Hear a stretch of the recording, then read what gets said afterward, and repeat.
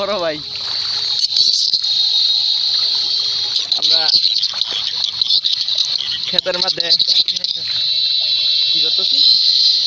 ক্ষেত মিরাইতেছি জি ওই যে ওই পাশ থেকে কামলা আসতে হয়েছে এই কারণে ক্ষেতে এটা মিরাইতে হয়েছে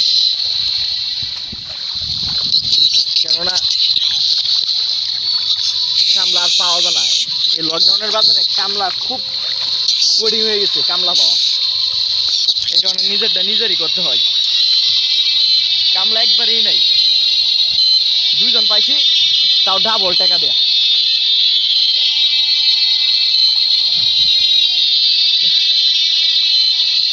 জীবনে যেটা না করছি এটাই করতেছি কি করুম কামলা পাওয়া যায় না